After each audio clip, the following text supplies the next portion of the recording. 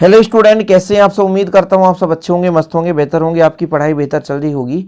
आज का जो टॉपिक है क्लास 11th केमिस्ट्री में ऊष्मागतिकी का प्रथम नियम, इसका 7वें गणितीय व्याख्या हम बात करेंगे। ठीक है, तो ऊष्मागतिकी के प्रथम नियम को हम एक प्रकार से ऊर्जा संरक्षण का नियम भी कहते हैं या अविनाशिता का नियम भी कहते हैं। अविनाशिता मतलब जो नष्ट ही ना हो सके।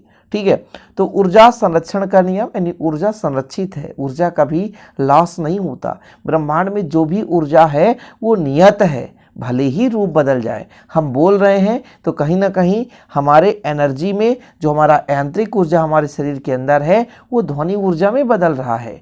जैसे मान लीजिए कोई बल्ब जल रहा है, वो विद्युत धारा को प्रकाश ऊर्जा में बदलता है। नहीं, आपका एक प्रकार से जो विद्युत धारा होती है बच्चों, उसको प्रकाश ऊर्जा के साथ साथ मौसमी ऊर्जा में बदल देता है। तो ये रूपांतरित है। जैसे कहीं पे आग जल रहा है तो वहाँ से बच्चों जो एनर्जी उस लकड़ी पे होगी वो एनर्जी बदल रही है। प्रकाश में जब आग जलता है तो प्रकाश ऊर्जा मिलता है और ऊष्मा ताप मिलता है तो ऊष्मा ऊर्जा में। तो यानी किसी भी निकाय या पिंड की ऊर्जा जो है नियत होती है, इसलिए बोलते हैं ऊर्जा संरक्षण का नियम। यानी ऊर्जा ना तो नष्ट होता है और ना ही उत्पन्न होता है। इसे ही ऊष्मागतिकी का प्रथम नियम कहते हैं। कहीं अलग से नियम नहीं है बच्चों, बहुत ही सिंपल है। देखो, जैसे आप पढ़ते हैं ऊर्जा संरक्षण का नियम, चैप्टर 1 क्लास 11th केमिस्ट्री में चैप्टर 1 में ही ऊर्जा संरक्षण का नियम हर लोग पढ़ लिए हैं, है ना। और यहाँ पे जो आपका चैप्टर 6 है उसमें भी ऊष्मागतिकी का प्रथम नियम जो है ऊर्जा संरक्षण के नियम के आधार पर ही है, यानी ऊर्जा संरक्षण का नियम ही है।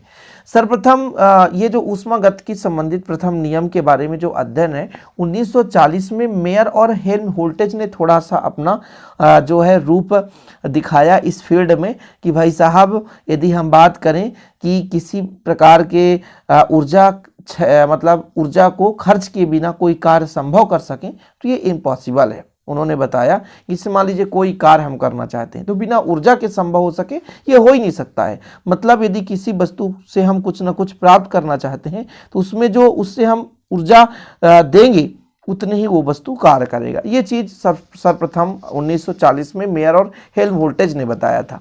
तो अभी फिलहाल हम बात कर रहे हैं ऊष्मागतिकी का प्रथम नियम।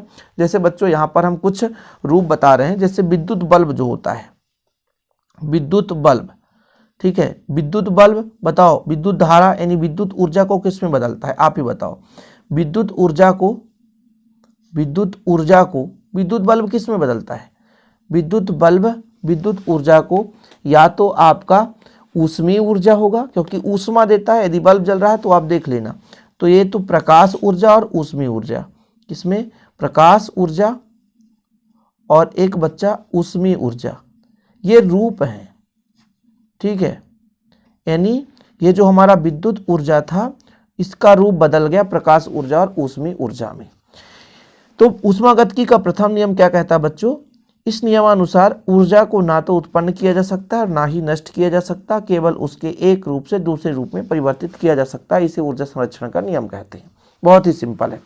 इसके प्रूफ की बात करें कि क्या कारण है, कैसे हम प्रूफ कर सकते हैं कि ऊर्जा संरक्षित है। जैसे कोई मशीन है, ठीक है, मशीन पे यदि ऊर्जा ना दे तो क्या वो मशीन चलता है? नहीं चलता, क्योंकि मशीन जो है विद्युत ऊर्जा को यांत्रिक ऊर्जा में बदल रहा होता है, नहीं चल सकता। यदि कोई मशीन है बिना ऊर्जा ग्रहण किए यदि वो चले तो ऐसा क्या संभव है? कभी संभव ही नहीं है बच्चों कि बिना ऊर्जा के वो संचालित हो सके। ठीक है, और यदि ब्रह्मांड की बात करें तो कुल ऊर्जा नियत है। यदि कहीं इसकी ऊर्जा बढ़ती रह जाती तो आज का पृथ्वी का ताप कई गुना हो जाता। ब्रह्मांड में जितनी भी ऊर्जा है सबकी ऊर्जा कुल ऊर्जा नियत मानी गई है। यदि ऊर्जा बढ़ते जाए, मान लो आप घर में रहते हैं, नित्य दिन देखते हैं, तो साल भर में जो एनर्जी आपको प्राप्त होती है, गर्मी के सीजन में कुछ अलग ताप रहता है, सर्दी के सीजन में कुछ और ठंडी के सीजन में कुछ अलग, तो इसी प्रक्रम में हर वर्ष चलता रहता है। ऐसा नहीं होता है कि इतना तेज धूप हो जाए कि जैसे कपड़ा डला है तो वो जल जाए, ऐसा नहीं होता है, क्योंकि ऊर्जा नियत है। जो ऊर्जा है उसके रूप बदल रहे हैं, ना कि ऊर्जा का मान बढ़ रहा है। ठीक, तो ये ऊर्जा नियत है। ये प्रूफ है कि भाई ऊष्मागतिकी के प्रथम नियम के क्या सिद्ध हैं भैया, क्या सिद्धांत है। अब इसके गणितीय रूप की बात करें तो जैसे मान लीजिए कोई वस्तु है, कोई निकाय है, ये निकाय है बच्चों, ठीक है, और इसकी जो ऊर्जा है मान के चलता हूं इसकी जो ऊर्जा E1 है, प्रारंभ में E1 है, ठीक। ये हमारे पास निकाय है, कोई निकाय की जो ऊर्जा E1 है, कितना है E1। अब यदि उसका मतलब यदि इस निकाय को ऊर्जा दी जाए, ऊर्जा दी जाए या मान लीजिए ऊष्मा दी जाए, ऊष्मा दी जाए, तब यदि ऊष्मा हम Q दे दें, तब इसकी जो ऊर्जा हो जाएगी E1 प्लस Q हो जाएगा। कोई दिक्कत तो नहीं है। यदि भाई हमने कहा एक निकाय है, इसका प्रारंभिक ऊर्जा, हर एक वस्तु की कोई ना कोई एक ऊर्जा होती है, हर एक वस्तु की कोई ना कोई एक ऊर्जा होगी बच्चों। यदि उसमें एक्स्ट्रा ऊष्मा देंगे तो उसकी ऊर्जा कितनी हो जाएगी, E1 प्लस Q हो जाएगा। और फिर जैसे ऊर्जा दिए तो उसके द्वारा कुछ कार्य किया गया W, इसके द्वारा भी कुछ कार्य किया गया W, तो बढ़कर जो इसकी ऊर्जा हो जाएगी फाइनल E बराबर E1 प्लस Q तो था, उसके पास स्वयं था, और Q हमने दे दिया और W कार्य कर दिया गया, ठीक है। W इस्तेमाल हमने यहाँ पे वर्क है तो W ले लिए, तो कुल मिलाकर ये फाइनल हमारा एनर्जी आ गया। यदि इसको हम पक्षांतर करेंगे इसको इधर, तो E माइनस E1 करके Q प्लस W कर दें, तो बच्चों इसको हम डेल E के रूप में लिख सकते हैं, Q प्लस W। यही ऊष्मागतिकी के प्रथम नियम का गणितीय व्याख्या है कि आंतरिक ऊर्जा E1 है, यदि ऊष्मा Q दिया जाए तो उसकी आंतरिक ऊर्जा बढ़ करके E1 प्लस Q के बराबर हो जाए। अब यदि हम आपसे कह दें कि तंत्र पर कार्य W किया जाए, अब यदि तंत्र या निकाय, उसी को बोलते हैं निकाय, निकाय पर W कार्य किया जाए, कार्य किया जाए, तो उसकी आंतरिक ऊर्जा, उसकी आंतरिक ऊर्जा बढ़कर E2 हो जाएगी, हो जाएगी। सिंपल है, E2 हो जाएगी, मतलब जो हमारा फाइनल E2 का मान आएगा, हमने E के बराबर आती है, यहाँ पे E2 लिख दिया हम। E2 जो है, E1 उसकी आंतरिक ऊर्जा है, Q ऊष्मा दी गई, W कार्य किया गया।